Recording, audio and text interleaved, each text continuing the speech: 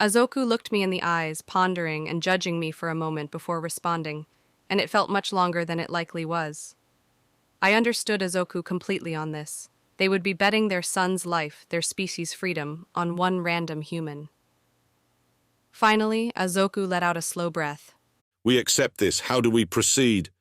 I let out a breath I didn't realize I'd been holding, as did Greltha. For one, eat slowly and drink up. I need to find the Asu next. They're rabbit-like people with long ears, and they're herbivores. Have you seen them recently? Azoku and Chathusel both hissed in obvious displeasure. Yes, we know the thieves. They raided our supplies mere hours after we received them. We would prefer not to work with them, as they cannot be trusted. I nodded. I get that feeling of betrayal, Azoku.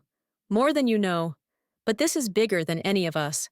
For Keith's strategy to work, we need everyone, and the Asu are in desperate straits themselves, and that might be why they took your supplies. Do you have any idea where they are? Chethoxel answered first, pointing. Yeah, they made a burrow about a mile that way. Azoku turned on him, glowering, but Chathuxel made a head-bobbing maneuver. What? If the Asu makes a move, the humans are powerful hunters. She'll just kill them. So what's to lose, Father? Powerful hunters? The footage. They'd watched Keith against the cougar. Was the cougar something that was beyond their strength? I looked to Greltha, but she just nodded sagely at the idea, seemingly of the same mindset regarding humans. Did they think we were all like him? Wait, were we in comparison? Certainly the Rothani had advantages we didn't, like their strength and their sense of smell. But now, two different races were according to us as a significant threat. Even now, the Vergal were treating me like a dangerous predator, even if they were willing to work with us. A deranged mouse charging a cat. Ruminations for later. All right, you already have an issue with the Asu. Greltha, you stay here with them until they're ready to travel and bring them back to camp. I'm heading after the Asu. Greltha nodded. Travel well. I will see to the newest members of our tribe. I would not be able to keep up with you if we were to travel together, and the Asu are fast. With that, I traded items with Greltha and headed out in the direction I'd been given, continuing to mark the trees as I went. I kept a weather eye out, since the Asu were apparently looting other survivors. Thank God for the warning, because otherwise I might have missed the one slipping up on me. Thankfully, she came just within my peripheral vision. As she grabbed for my water bottle, I twisted and caught her wrist on instinct. The Asu were small, even compared against me. She only came up to my shoulders, and from the way she was pulling, her strength was like that of a 12-year-old's. She wouldn't be able to break my grip. Her fur was mottled browns and grays, with white at the front, and her eyes were pink, slightly pointed out to the sides. Hey now, we don't need to be stealing. I took the water bottle off my belt and offered it to her as she struggled. I'm Val. I just want to talk. I handed her the bottle, which she took, and then I made a mistake. Assuming that she would listen, I let go of her wrist, and she immediately sprinted away. Fuck! I gave chase as the button on my wristband began to beep, but Greltha was right, they were fast. I might have broken off pursuit, but I remembered something. She was a sprinter. Sprinters are incredibly fast, sure, but I could run longer, and she couldn't hide her path. So there I went, crashing through the same brush she was hopping through, and stayed on her, relying more on my ears to tell me direction. The Asu took a zigzagging path, but the problem with that strategy is it's a pattern. I just needed to overtake her, and while I might not be a survivalist like Keith, I could run a triathlon.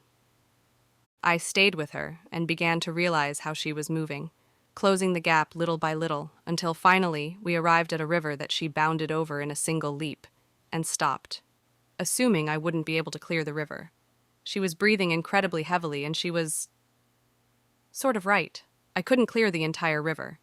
I didn't have to, though, and I jumped, landing on a tall stump just long enough to leap off of it, and used a branch hanging over the river to swing for the height and distance I needed. Instead of landing, I tucked and rolled, coming to my feet just in time to dodge as her partner Asu came in from the side, wielding a knife. I rolled away and swept with my leg, tripping him up for a moment, trying to keep talking as best I could, calling out my name and that we just needed to talk. I tried to get distance, backing slowly toward a nearby tree, but the male was back up and leapt at me. I changed tactics, running at the tree, hopping and kipping off of it, and caught a vine, turning it into a swing. He hopped as well and bounded off the tree, but now I was swinging back. I bent to force more power into my swing and laid out as I was, both feet connected with his chest, stopping all of his momentum. At the height of the swing back, I flipped backward and hit the ground, one knee hitting the dirt along with my fist as the other came to rest on my bent knee. We just need to talk. Look. I rose and pulled the front of my jacket down, revealing the choker to him. His eyes got wide from where he laid on the ground, and he kept saying something at me in a gasping, chittering language I couldn't grasp, and then at the female one, who had barely moved from where she was at. She was wincing from breathing hard, but when she caught sight of my choker, she knelt prostrate, and the male moved to match as soon as he was able. The achievement window popped up. The champion. That would mean an advantage, and it was my first achievement since the Valiant on day 1. I admit it felt pretty good. Go figure, an athlete being excited about a prize they won. I kept going over my introduction until they started to get the recognition and told them to start talking, that I would pick up what they were saying. This took a minute, but the nanites finally started doing their job, as the female spoke. Please, don't kill my brother. I was breathing hard as well as the adrenaline dropped off. I'm not here to hurt either of you. I'm Val. I want the Asu to join our tribe. There are 6 in our tribe now, and you two make 8. I have food and water to share with you. Get up. Fuck, that was a workout. What are your names? The Asu rose as commanded, the male rising slower, but still obeying the command. The female continued to be the one who spoke, as her companion seemed to be trying to remember how to breathe. I am Dukatha, and this is my brother Shin. We did not know you were on the authority of the Empress. Empress? Well, okay then, good to know. Apparently, your Empress sent this to us so that we could save the 2 of you. I'm sorry for hitting you, Shin, but if it's all the same, I'm a little tired to explain.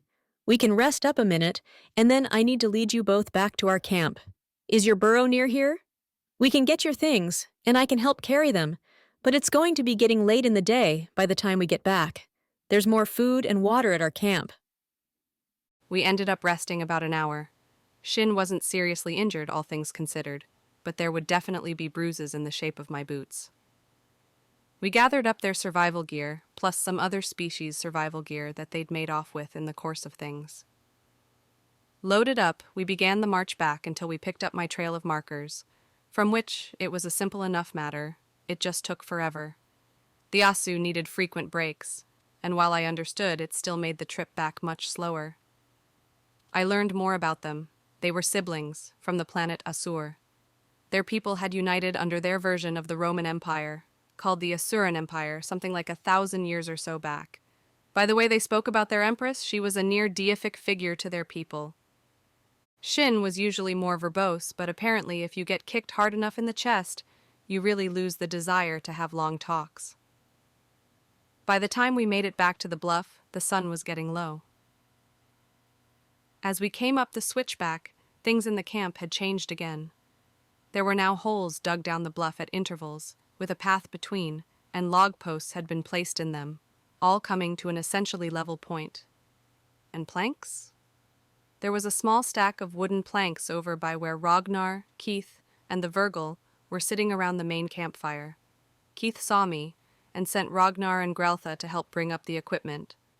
As I sat down and took a well-earned bite of cougar and a lot of water, Keith was smiling. Really, Val? The superhero landing? The what? Hey everyone, hope you loved the video. Don't forget to give it a thumbs up and hit subscribe for more awesome sci-fi content. You can also support us by hitting the thanks button or becoming a channel member. Your generosity helps us bring you more stellar stories. Every bit counts. Thanks a bunch.